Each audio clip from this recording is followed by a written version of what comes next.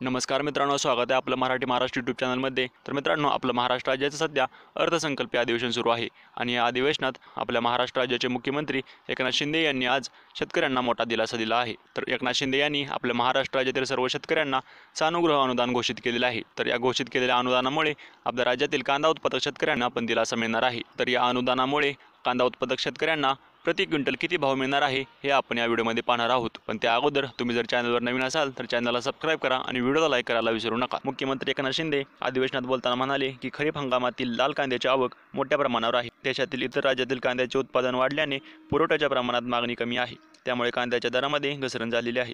कांदा नाशवंत पीक असल्याने त्याला किमान आधारभूत किंमत लागू करता येणार नाही। कांदा हे महाराष्ट्रातील महत्त्वाचे नगदी पीक असून त्याला मिळणारा भाव हा कांदा उत्पादक शेतकऱ्यांच्या दृष्टीने अत्यंत संवेदनशील जिव्हाळ्याचा भाग आहे आणि त्यामुळे राज्यातील कांदा उत्पादक शेतकऱ्यांच्या डोळ्यात पाणी आले आहे। आणि म्हणून आपल्या राज्याचे मुख्यमंत्री यांनी कांद्याला प्रति क्विंटल 300 रुपये अनुदान देण्याची घोषणा केलेली आहे। पण या अनुदानाला विरोधकांचा विरोध होता आणि त्यांची अशी मागणी होती की किमान 500 रुपये प्रति क्विंटल अनुदान द्यावे। तरी मुख्यमंत्र्यांनी 300 रुपये प्रति क्विंटल अनुदान देऊन कांदा उत्पादक शेतकऱ्यांना थोडा दिलासा दिलेला आहे। तर हे होतं या व्हिडिओमध्ये। तर हा व्हिडिओ आपण इथेच थांबवत आहे। तुम्हाला जर व्हिडिओ आवडला असेल तर व्हिडिओला लाईक करा आणि चॅनलला सबस्क्राइब करायला विसरू नका।